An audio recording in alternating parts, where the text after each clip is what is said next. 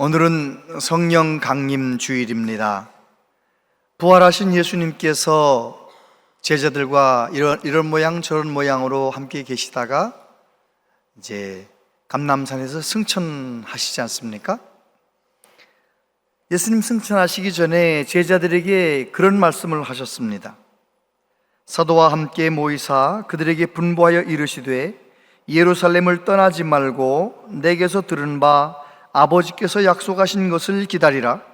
요한은 물로 세례를 베풀었으나 너희는 몇 날이 못되어 성령으로 세례를 받으리라 하셨느니라. 아멘. 8절에서는 말씀하셨습니다. 오직 성령이 너희에게 임하시면 너희가 권능을 받고 예루살렘과 온 유대와 사마리아와 땅끝까지 이르러 내 증인이 되리라. 예수님께서 몇 날이 못되어 성령님이 오실 거니까, 하나님께서 성령을 보내주실 거니까 예루살렘을 떠나지 말라, 그렇게 말씀하셨습니다. 500여 명 예수님 제자들과 함께 그 말씀을 들었는데 120명 정도가 마가의 다락방에서 제자들과 함께 모여서 기도했습니다. 기도에 힘썼다라고 합니다. 그렇게 한 열흘쯤 지났는데 성령님이 오셨습니다. 사도행전 2장 1절 이하에 보면 오순절 날이 이미 이름에 그들이 다 같이 한 곳에 모였더니 호련히 하늘로부터 급하고 강한 바람 같은 소리가 있어 그들이 앉은 온 집에 가득하며 마치 불의 혀처럼 갈라지는 것들이 그들에게 보여 각 사람 위에 하나씩 임하여 있더니, 성령님께서 예수님 약속 믿고 기도하며 기다리던 제자들에게, 성도들에게, 각 사람에게 불같이 바람같이 성령님께서 임하셨다는 것입니다. 성령님이 임하시자 사람들은 큰 소리로 방언으로 기도하기 시작했습니다. 그때 오순절 순례에 온 분들이 아침부터 사람들이 술 취했나 보다, 이제 그렇게 말했죠. 그 말을 듣고 베드로가 나가서 뭐라고 말합니까? 우리가 술 취한 것이 아니고 선지자들이 말씀하셨던 것처럼 성령님이 오신 것이다, 성령님이 임하셨다, 그러면서 예수님을 증거합니다. 예수님은 죽으셨지만 다시 살아나셨고 하나님께서 예수님을 우리의 주님이 되게 하셨다, 그렇게 말씀합니다. 2장 36절에 보면 그런즉 이스라엘 온 집은 확실히 알지니 너희가 십자가에 못 박은 이 예수를 하나님이 주와 그리스도가 되게 하셨느니라. 놀랍게도 베드로가 그날 회개하라고 말씀을 선포하는데 3,000명이나 세례를 받는 역사가 일어났습니다. 베드로와 제자들, 성도들은 성령을 경험한 것뿐만 아니라 이제는 성령의 인도하심을 따라 살게 되었어요. 그래서 베드로가 성령의 인도하심을 따라 기도하러 성전에 올라가다가 40년 동안 한 번도 걸어본 적이 없는 안진뱅이 거지를 예수의 이름으로 이렇게 세우지 않습니까? 성령으로 행한다는 것, 성령의 인도하심을 따라 살아간다는 것이 어떤 것인지를 베드로가 우리에게 보여주었습니다. 저와 여러분도 성령으로 살아가는 은혜가 있게 되기를 바랍니다.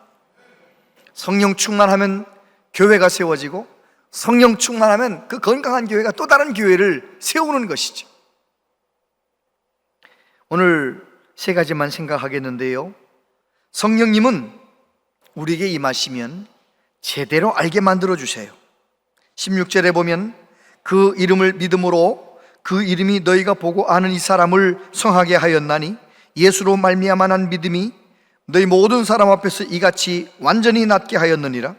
형제들아, 너희가 알지 못하여서 그리하였으며 너희 관리들도 그리한 줄 아노라. 그러나 하나님이 모든 선지자의 입을 통하여 자기의 그리스도께서 고난받으실 일을 미리 알게 하신 것을 이와 같이 이루셨느니라. 그러므로 너희가 회개하고 돌이켜 너희 죄 없이 함을 받으라. 이같이 하면 새롭게 되는 날이 주 앞으로부터 이를 것이요. 베드로가 달라졌습니다. 성령님이 임하시니까 베드로가 달라졌어요. 첫 번째 설교에서도 요엘 선지자의 말씀과 시편의 말씀을 가져와 가지고 예수님이 우리의 구주 되심을 얼마나 멋지게 설교했는지 몰라요. 오늘 베드로가 안진뱅이를 이렇게 세우니까 사람들이 베드로를 바라봅니다. 베드로를 대단하게 쳐다봅니다.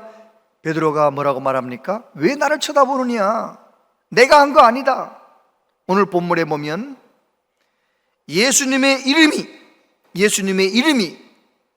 예수님으로 말미암아 난 믿음이 이 사람을 이렇게 완전하게 고쳤다, 그렇게 선포했습니다. 여러분, 성령님이 오시면 내가 얼마나 큰 죄인인가를 정확하게 깨닫게 됩니다. 성령님이 오시면 예수님이 얼마나 나를 사랑하시는지 예수님의 십자가 능력을 알게 됩니다. 성령님이 오시면 하나님의 사랑을 제대로 알게 되고 이 세상 살아가는 모든 일들을 성령님이 오시면 제대로 알게 되는 것이죠. 여러분, 그런 질문 받아보셨습니까? 집사님, 오늘 밤에 돌아가시면 천국에서 깨어날 자신 있으세요? 그런 질문 받아보셨어요? 만약에 제가 여러분께 질문한다면, 집사님, 오늘 밤 주무시다가 천국 가시면, 돌아가시면 천국에서 깨어날 자신 있으세요? 물어보면 여러분 몇 명이나 자신 있게 일어서겠어요? 그 질문을 바르게 이해해야 됩니다. 그 질문을 이렇게 오해합니다. 많은 분들이, 집사님, 신앙생활 똑바로 하고 있습니까? 이렇게 받아들여요. 그 질문은 신앙생활을 똑바로 하고 있습니까? 그 질문이 아니에요. 그 질문은 예수님의 십자가 보혈, 그 능력은 집사님과 온 인류의 죄를 다 씻을 수 있는 능력의 피, 능력의 보혈인 것을 믿으십니까? 그 질문이 그 질문이에요. 저와 여러분들이 교회 생활 잘한다고, 신앙생활 잘한다고 구원받는 게 아니잖아요. 저와 여러분들이 천국 가는 것은 오직 한 가지, 예수님께서 피 흘려 죽으신 그 십자가 보혈의 은혜, 그 하나님 사랑, 그것을 인정하고 내 죄 때문에 십자가에서 예수님 죽으신 것을 인정하고 내가 그 예수님을 구주로 믿으면, 그러면 내가 구원받는 거 아니에요? 믿으십니까? 혹시 누가 여러분에게 집사님, 오늘 밤에 돌아가시면, 죽으면 천국 갈 자신 있으세요? 물어보면 뭐라고 대답하셔야 돼요? 아멘, 자신 있습니다. 내가 비록 기도 생활도 좀 식어졌고 성경 보는 생활도 좀 게을러졌고 예배 생활도 많이 뒤로 물러가 있지만, 그러나 나는 예수님을 믿습니다. 예수님은 나의 모든 죄를 다 용서하셨습니다. 나를 하나님의 자녀 삼아주셨습니다. 난 지금 죽어도 천국 갈 수 있습니다. 그것은 누가 그렇게 확신을 가지고 살 수 있느냐? 성령의 인도하심을 받은 사람이 예수님의 십자가 보혈의 은혜를 그렇게 믿을 수 있는 거예요. 어떤 철학학 교수님에게 학생이 물어봤어요. 교수님, 종교들에 대해서 설명 좀 간단하게 해주시고, 혹시 교수님은 종교를 가진다면 어떤 종교를 가지고 싶으세요? 교수님이 이슬람교, 불교 뭐 쭉 설명을 하다가, 기독교도 설명을 하다가, 내가 만약에 종교를 가지게 된다면 기독교 신앙을 가지고 싶다, 이렇게 얘기를 하고, 그런데 내가 성경도 읽어보고 노력도 해보는데 믿어지지가 않는다, 그러면서 눈물을 흘리더래요. 학생이 그걸 보고 깜짝 놀란 거죠. 아하, 예수님을 믿는 것은 박사님이라도 되는 게 아니구나. 예수님 믿는 것은 성령님이 도와주셔야 믿어지는 거예요. 여러분, 예수님 믿어지십니까? 여러분은 하나님의 자녀고요, 하나님 나라를 향해 가고 있는 거예요. 혹시 교회는 오지만 예수님이 전혀 안 믿어지는 분 계십니까? 성령님, 저 좀 도와주세요. 나도 죽으면 천국 가고 싶어요. 나도 예수님 믿어지게 해주세요. 꼭 기도하며 예배드리시기를 바랍니다. 여러분, 성령님이 임하시면 세상에서 만나는 여러 가지 고난의 의미를 제대로 알게 되는 거예요. 교회를 다니지만 성령의 충만함을 받지 못하면 세상 사람들이 고난당하는 거나 그냥 교회 다니는 사람이 고난당하는 거 똑같이 생각을 하는데 안 그래요. 옛날에 하용조 목사님 설교하셨던 말씀 중에 그런 대목이 기억이 나요. 우리는 많은 어려움을 만난다는 거죠. 경제적인 실패도 경험하고 건강의 문제로 고통당하기도 하고 인간관계로 너무너무 힘든 것도 있고 사람들에게 거절당하는 아픔도 경험하기도 하고 이런저런 무거운 짐들을 짊어지고 산다는 거예요. 그런데 안타깝게도 사람들은 이 문제만 해결되면 내가 괜찮아질 거라고 생각하는데 그렇지 않다는 거예요. 성령의 인도하심을 받는 사람에게도 어떤 어려움이 오지만 그 어려움을 믿음으로 해석하는 거예요. 이 어려움을 통해서 내가 예수님께 더 깊이 나아가려고 하고 예수님을 더 깊이 붙잡으려고 하고 모든 문제의 답이 되시는 예수님을 붙잡으려고 몸부림을 치는 거예요. 여러분, 우리 예수님은 우리의 모든 짐을 짊어지시기 위하여 수고하고 무거운 짐진 자들아 다 내게로 오라 그렇게 말씀하셨어요. 누가 예수님께 짐을 맡겨놓고 살아갈 수 있습니까? 성령의 인도하심 받는 사람, 고난을 믿음으로 해석하는 사람, 그 사람은 내 모든 짐을 주님께 맡겨놓고 내 모든 어려움이 있을 때 더 깊이 예수님 잘 믿는 그런 삶을 살아가는 것이죠. 예수님, 성령님이 내게 임하시면 성령의 도우심 가운데 살면 제대로 알게 되는 것입니다. 두 번째, 성령으로 행하는 사람은 내가 아는 만큼 살게 돼 있어. 아는 대로 행하게 돼 있어. 아는 대로 행해요. 사도행전 4장 12절 같이 한번 읽어보세요. 시작.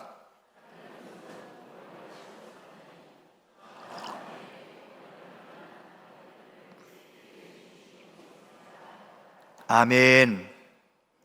베드로는요, 성령 충만 받은 다음에는요 정말 아는 대로 선포합니다. 아는 대로 말하는 거예요. 산헤드린 공회, 예수님 십자가에 못 박아 죽였던 그 산헤드린 공회, 그 사람들이 거기 있는데도 당당하게 말하는 것입니다. 다른 이름으로서는 누구도 구원받을 수 없다. 하나님께서 다른 이름을 주신 적이 없다. 예수님 믿어야 된다는 거예요. 여러분, 성령 받으면 누구든지 그래요. 베드로가 성령 받기 전에 예수님과 3년 동안 동행하면서 예수님께서 사람들을 긍휼히 여기는 것을 늘 보았어요. 배웠어요. 그리고 긍휼히 여기는 자가 복이 있다라고 배웠어요. 긍휼히 여기지 않으면 긍휼히 여김 없는 심판을 받게 된다, 예수님 말씀을 듣고 배웠어요. 그런데 긍휼히 여기며 살지는 않았어요. 왜요? 성령님이 임하지 않았기 때문에 그는 알기는 아는데 살지는 않았어요. 한 가지 여쭤볼게요. 베드로가 예수님 앞에, 제자들 앞에서 다른 제자들은 다 예수님 배반해도 나는 배반하지 않습니다. 이게 베드로의 진심이었을까요? 입으로만 한 말인가요? 진심이었어요. 진심. 그런데 진심을 가지고 있는 거하고 사는 거하고 달라요.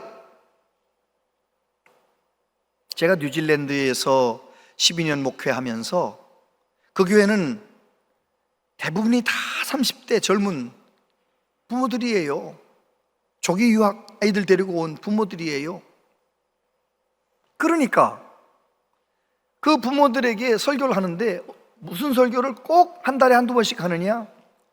부부가 적용해야 할, 사랑해야 됩니다, 이해해야 됩니다, 용서해야 됩니다, 이런 설교를 늘 해야 돼요. 왜 그런지 아세요? 뉴질랜드에서는요 부부가 24시간 붙어 있어. 한국 분들은 복 받은 줄 아세요? 출근하잖아요. 여기 남편들이 출근했다가 몇 시간 만에 한 번씩 만나잖아요. 8시간, 9시간 만에 만나잖아요. 그러니까 좀 덜 싸우는데 뉴질랜드는요, 주로 하는 일이 뭐냐면 청소하는 일을 합니다. 청소하는 일을 하면 남자는 무거운 진공청소기 들고 막 무거운 청소하고요, 여자는 집안 부엌 살림 청소하고 가벼운 청소하고. 하숙 치는 분들 많아요. 홈스테이 하는 분들 많은데 그것도 역시 마찬가지. 남자가 다 장 봐오는데 같이 가서 장 무거운 거 들어주고 계속 같이 붙어있는 거예요. 24시간 붙어있는 거예요. 그러면 하루 종일 부부가 붙어있으면 싸워요, 안 싸워요? 안 붙어있어 봐서 모르죠. 싸웁니다. 그러니까 집사님들이 싸우니까 제 주의 종은 어떻게 해야 돼요? 주일마다 한 번씩 예방주사를 놓는 거예요. 싸우지 말아야 된다고 자꾸 이제 얘기하는데, 자 보세요. 남편이 아내한테 잘해주고 아내 사랑하게 귀하게 여겨야 된다는 거 알아요, 몰라요? 남자들 착합니다. 다 알고 있어요. 여자들도 남편한테 바가지 긁지 말고 남편 기 살려주고 남편 인정해주고 알아요, 몰라요? 모르는 여자 없어요. 다 착합니다. 다 착하고 알아요. 그러고 싶어요. 본심이에요. 근데 그렇게 사라져요, 안 사라져요? 그 안 사라지는 게 문제예요. 여러분, 본심이 어떠냐가 내 마음속에 있는 마음도 중요하지만 중요한 것은 능력이 있느냐, 그게 중요한 거예요. 능력이 있어야 아는 대로 살아요. 능력이 있어야 결심한 대로 살아요. 할렐루야. 여러분, 저와 여러분들이 정말 하나님 앞에서 성령의 인도하심을 받고 성령 충만한 가운데 살아서 내가 그동안 아는 대로 살지 못해서 이렇게 불행하게 살아왔다면 이제는 내가 아는 대로, 하나님이 내게 가르쳐 주신 대로, 말씀대로 살아서 가정도 천국되고 여러분의 삶도 능력 있는 삶, 영향력 있는 삶 되시기를 축복합니다. 아는 것과 사는 것은 달라요. 우리 한국 교인들이 얼마나 많이 압니까? 설교를 얼마나 많이 듣는데요. 아는 것과 사는 것이 달라요. 아는 대로 사는 사람은 오직 성령의 도우심을 받는 사람, 성령의 능력으로 살아가는 사람. 팀 켈러 목사님이 태어남에 관하여라고 하는 소책자에서 그런 말씀을 했어요. 우리 예수 믿는 사람은 두 번 태어난다는 거예요. 부모님에게서 한 번 태어나요. 그 태어남도 주인은 하나님이시라는 거예요. 생명의 주인은 하나님이시니까. 두 번째, 예수님 나의 구주로 믿는 그 순간 거듭 태어나는 거예요. 하나님 나라에서 태어나는 거예요. 하나님 나라 생명책의 이름이 기록되는 거예요. 거듭나는 거예요. 그 태어남 역시 주인은 하나님이세요. 여러분, 옛날 우리 어른들이 그렇게 전도했어요.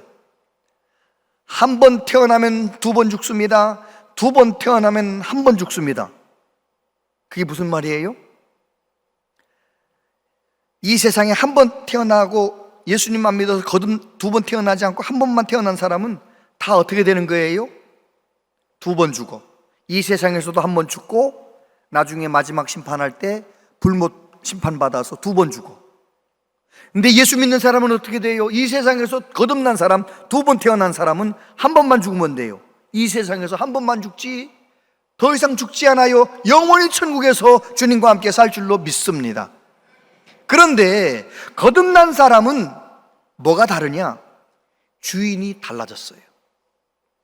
한 번 태어난 사람은 주인이 나예요. 아담이 타락한 이후에 사람들은 누구나 다 내가 주인인 줄 알고 살아요.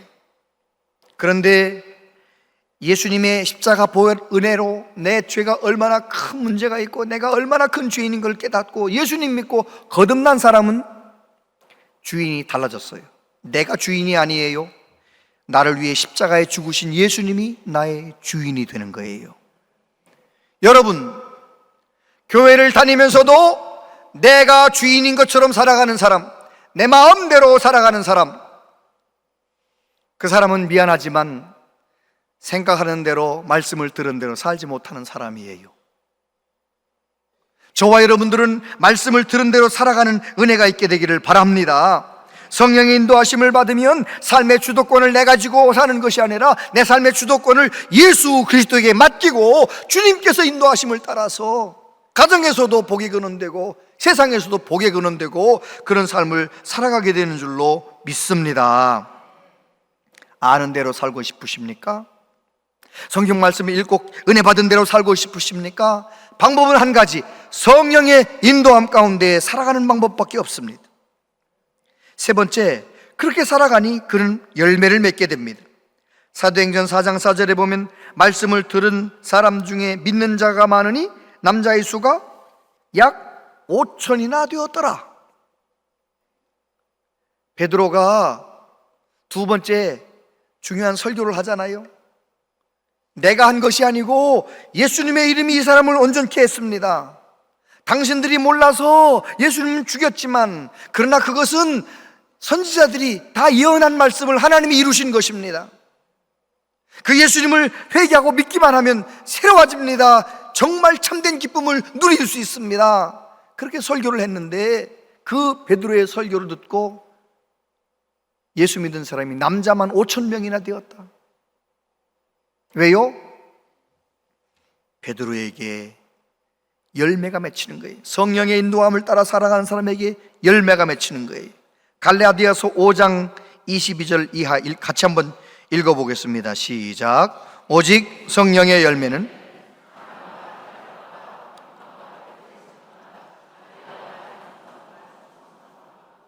와 절제니 이 같은 것을 금지할 법이 없느니라. 그리스도 예수의 사람들은 육체와 함께 그 정과 욕 탐심을 십자가에 못 박았느니라. 누가 내 옛사람을, 내 자아를 십자가에 못 박고 살아갑니까? 성령으로 행하는 사람, 성령의 열매를 맺는 사람. 여러분, 정말 성령 충만하면은요 달라집니다.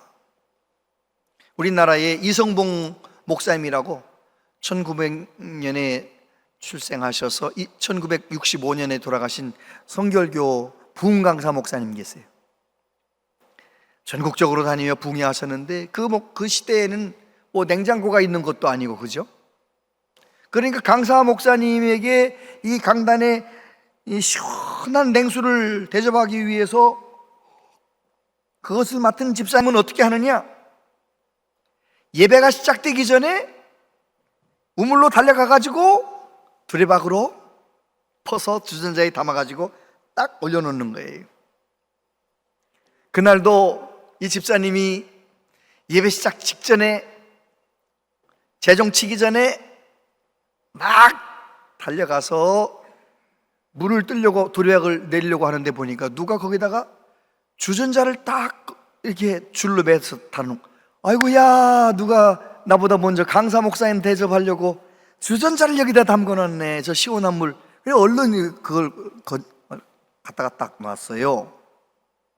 근데 그거는 생수가 아니고 그 동네에 술 좋아하는 사람이 소주를 시원하게 마시려고 그 우물에다가 이렇게 담가놓은 거였는데 그걸 몰랐던 거예요. 예배가 시작되고 강사 목사님께서 한 잔을 시원하게 들이키셨죠. 그리고 나서 이성봉 목사님이 이렇게 말씀하셨어요. 오늘은 성령님이 일찍 오십니다.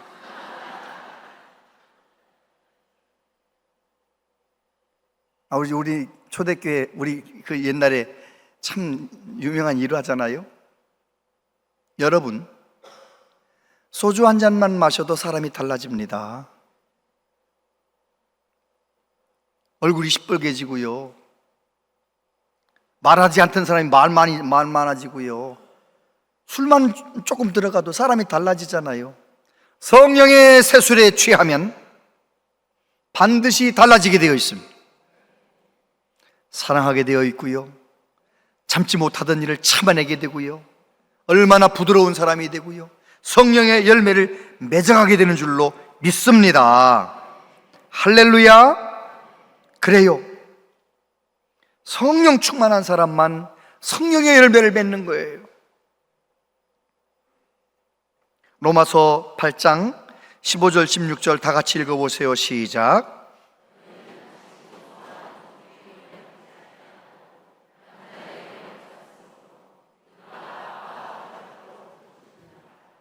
성령이 친히 우리의 영과 더불어 우리가 하나님의 자녀인 것을 증언하시나니. 성령 충만한 사람은요, 내가 하나님의 자녀인 것을 어디에서나 늘 그 정체성을 붙들고 살아가는 거예요. 급한 일이 있어도 하나님 아버지, 좋은 일이 있어도 아버지 이러면서 늘 하나님 아버지의 날개 그늘 아래 하나님의 인도 가운데 살아가는 거예요. 그래서 성령의 열매를 맺으며 살아가는 거죠. 이스라엘 백성들에게 하나님 말씀하셨어요. 가나안 땅에 들어가서 너희들이 말씀대로, 모세를 통하여 주신 말씀대로 살면, 다시 말해 하나님 사랑하며 이웃 사랑하며 말씀대로 살면 너희가 사는 가나안 땅에 이른 비와 늦은 비가 때를 따라 내리게 될 것이다. 저와 여러분에게 적용하면 어떻습니까? 이른 비의 은혜는 어느 날 전도자의 말을 듣고 성령의 감동하심을 받아 내가 예수님을 나의 구주로 받아들이고 거듭나는 게 이른 비의 은혜라고 볼 수 있어요.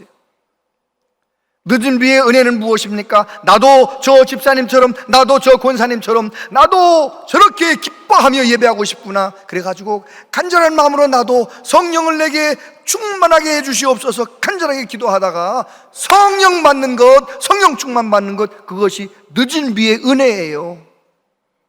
여러분, 요엘 선지자를 통하여 말씀하셨어요. 마지막 시대에 늦은 비의 은혜를 모든 성도들에게 주겠다는 거예요. 아무에게나 주시는 것이 아니라 간절한 마음으로 사모하는 사람에게 주시는 거죠. 할렐루야. 사도행전 2장 1절 거기 보면 언제 오순절 성령님이 강림하셨느냐? 모여 있을 때 오셨대요. 주일날 이렇게 모이는 것이 그래 중요한 거예요. 모여서 예배하고 모이기를 힘쓰고 모여서 함께 예배할 때 성령의 감동을 받고 하나님의 만져주심을 경험하고 문제가 해결되고 모여서 예배드리는 게 얼마나 중요한지 몰라요. 우리 교회는 새벽 예배 열심입니다. 지난 화요일 날도 특별 새벽 기도회 아닌데도 115명 열심히 나와요. 열심히 나와요. 주중에도 100명 열심히 나와요. 열심히 나와요. 여러분, 우리 교회 새벽 예배에 열심히 나오셔서 간절히 기도하다가 성령의 불을 받으시길 바랍니다. 능력을 받으시길 바랍니다. 그러면 달라지는 거예요. 달라지는 거예요. 어느 교회에 교수님 한 분이 등록을 하셨어요. 교수님이 아주 점잖게 생겼는데다가 성실해 보여가지고 목사님 생각할 때는 우리 교회 일꾼 하나 생겼구나 생각했는데 웬걸요? 시간만 가지 예배 드리긴 드리는데 믿음이 생기는 것 같지도 않고. 근데 그래서 하루는 저 교수님이 어떻게 신앙생활하나 가만히 예배하는 걸 가만히 보는데 다른 분들 다 눈 감고 기도하는데 그분은 눈 뜨고 있네. 희한하다 생각을 했는데 어느 날 그렇게 또 시간이 지나고 어느 날 이분이 교수님이 달라졌어요.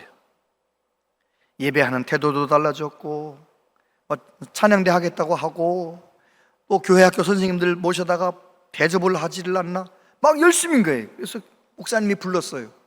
무슨 일이 있으셨느냐. 교수님이 이렇게 말했어요.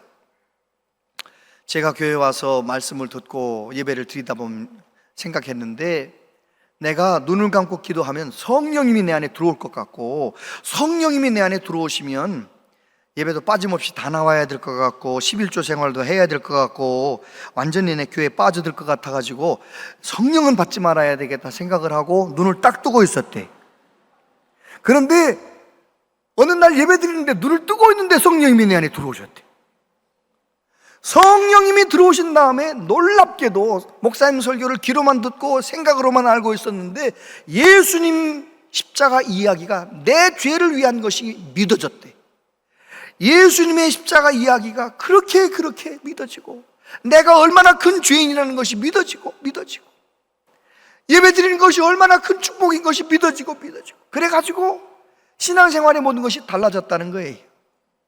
여러분, 성령 충만 받으면 다 그렇게 달라지게 되어 있어요. 저는 우리의 모든 교우들이 성령 충만 받으셔서 주일을 늘 기다리고 예배 시간을 기다리고 예배 드릴 때마다 살아나고 일어나고 할렐루야. 성령 충만한 예배자가 되시기를 축복합니다. 부동산 사장님이 자주 하는 말이 있대요. 부동산 사장님이 자주 하는 말. 아유, 이 집 보러 다니고 저 집 보러 다니면서 아유, 집이 없네 그러면 뭐라고 말하느냐? 집이 없는 게 아니고 돈이 없는 겁니다. 그렇게 말한대. 그 말이 맞아요, 틀려요? 맞죠. 아니 3억 꼴랑, 아니 3억이 꼴랑은 아니지. 3억 들고 다니면서 집을 찾으니, 3억짜리 찾으니 내 마음에 좀 덜 들지. 내가 10억이 있어봐요, 마음에 드는 집 많지. 여러분, 우리가 이 세상 살아가면서 문제가 많은 거, 내가 연약한 거, 걱정거리 많은 거, 그런 것이 문제가 아니에요. 성령의 능력이 내 안에 없는 것이 문제예요. 성령의 능력이 임하면 우리는 또 다른 모습으로 살아갈 수 있어요. 열매 맺으며 살아갈 수 있어요. 연세 드신 남편과 사시는 우리 권사님들, 집사님들, 늘 들었던 김치통 들으라고 했더니 아이고 그러면 또 꾀병이다 그런 말씀 하지 마세요. 꾀병이 아니에요. 진짜 허리가 아파요. 왜 그런 거예요? 근력이 사라졌어. 힘이 없는 거예요. 우리 젊은 애기 엄마들, 친정어머니 자꾸 너무 많이 부르지 마요. 젊은 내가 아기를 돌봐도, 하루 종일 돌봐도 이 팔목이 시끈시끈 아픈데, 60대 중반 70대 어머니 안 돼요. 그러면 안 돼요. 10번 부를까? 한 번만 불러요. 왜요? 근력이 없어져서 문제인 거예요. 여러분, 믿음의 근력은 기도할 때, 예배할 때, 성령 충만 받을 때 믿음의 능력이 생기는 줄로 믿습니다. 능력 있는 사람이 열매를 맺게 될 것이고, 능력 있는 사람이 감격적으로 신앙생활 하면서 영향력 있는 신앙생활, 가정에서도 복의 근원되고 세상에서도 복의 근원될 줄로 믿습니다. 기도하겠습니다. 성령님, 우리가 너무나 많은 것들을 바라봅니다. 내가 성령으로 충만해서 이제는 예수님 한 분만을 온전히 바라보며 예수님을 삶의 표대로 삼고 살아가기를 원합니다. 주여, 우리를 도와주시옵소서. 성령으로 충만하여 능력 있는 삶을 살아가도록, 내가 맘먹은 대로, 내가 생각하는 대로, 머리로 알고 있는 대로 손과 발이 움직일 수 있도록 주여, 우리를 성령으로 충만케 하여 주시옵소서. 예수님 이름으로 기도하옵나이다. 아멘.